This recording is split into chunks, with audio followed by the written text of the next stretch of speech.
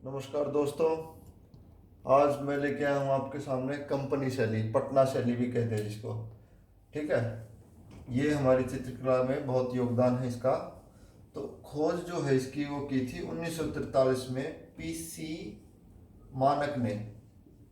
किसने की थी? पीसी मानक ने खोज की थी। ठीक है, 1943 में। ये क्वेश्चन इंपॉर्टेंट है, पूछा जा सकता है एग्जाम में। तो मुगल और यूरोपीय जब दोनों कलाओं का मिक्स हुआ तो नई कला शैली ने जन्म लिया, उसका नाम था पटना शैली। ठीक है। जिसका केंद्र रहा था वो पटना था। इसका केंद्र पटना था। क्यों था पटना इसका केंद्र? क्योंकि यहीं से जो यूरोपीय ईस्ट इंडिया कंपनी जो थी वो यहीं से अपना व्यापार चलाती थी। ठीक है। संरक्षण जो है किसका प्राप्त हुआ? अंग्रेज अधिकारियों का। वो यहाँ से चित्र बनवा के लेके जाते थे और अपने ब्रिटेन में जाके काफी उच्च दामों में उनको बेचते थे। ठीक है। मुगल शैली के पतन के बाद पटना शैली का जन्म हुआ। ठीक है। प्रमुख विशेषता क्या थी इसकी? सबसे इंपॉर्टेंट है, प्रमुख विशेषता क्या थी? यहाँ पर मुगल शैली के पतन के बाद दैनिक जनजीवन के चित्र बनने आरंभ हो गए थे। सबसे ज्यादा दैनिक चित्र बनने आरंभ हो गए थे। इससे पहले दैनिक जनजीवन पर चित्र नहीं के बराबर बने हैं।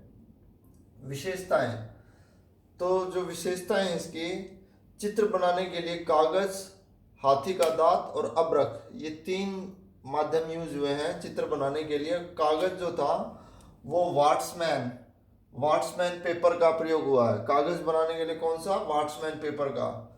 और आम जनमानस के चित्र बनने लगे थे, जैसे मछली बेचती हुई महिला और टोकरी बनाती हुई महिला, किसान हल जोतता हुआ किसान, खेत जोतता हुआ किसान, इस टाइप के चित्र बनने शुरू हो गए थे। आकार जो है वो 8 बाय 6 इंच का होता था। 8 बाय 6 पोस्ट कार्ड साइज होता था, 8 बाय 6 सेंटीमीटर। ठीक है। और अधिकतर यहाँ पर 1.5 चश्म चेहरे बनने शुरू हो गए थे। अभी तक 1 चश्म चेहरे बनते आ रहे थे। 1.5 चश्म चेहरों की शुरुआत वो है कंपनी शैली से। और एक और इम्पोर्टेंट है यहाँ पर, ये कई बार पूछा जाता है, फिरका। फिरका जो है वो 6 चित्रों के सेट को कहते हैं। ये भी पटना शैली से शुरू हुआ है। पक्षी चित्रण में यहाँ के चित्रकारों को महारत हासिल थी। ये बड़ा सुंदर और सजीव चित्रण करते थे पक्षियों का, और सजीव अलंकरण करते थे। अलंकरण जो करते थे सजीव, आर्टिफिशियल या कोई एक्सेस नहीं करते थे अलंकरण का। सजीव जो नॉर्मल अलंकरण होता है वो करते थे ये चित्रकार। तो अब बात करते हैं यहाँ के प्रमुख चित्रकारों की।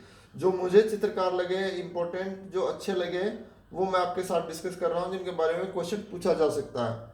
नंबर 1 है ईश्वरी प्रसाद। सबसे इंपॉर्टेंट है ईश्वरी प्रसाद। इसने चित्र बनाया था भारत माता का, और ये कोलकाता में प्रोफेसर भी सिलेक्ट हो गए थे, प्रोफेसर बन गए थे वहाँ। दूसरा चित्रकार है शिवलाल। इसने एक टमटम चित्र बनाया था जिसमें घोड़ा गाड़ी है, घोड़ा गाड़ी सामान को ले जाते हुए।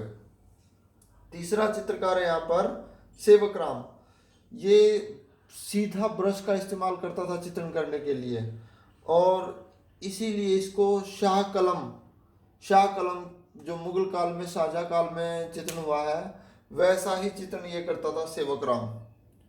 हुलास लाल, ये बनारस से पटना आया था चित्रकारी के लिए। ठीक है। उम्मीद करता हूँ मेरे द्वारा दी गई जानकारी आपके लिए अच्छी साबित होगी। तो मेरे चैनल को प्लीज़ लाइक, सब्सक्राइब और कमेंट कीजिए, और कुछ सजेशन हो तो कमेंट बॉक्स में प्लीज़ ज़रूर लिखिए। Thank you.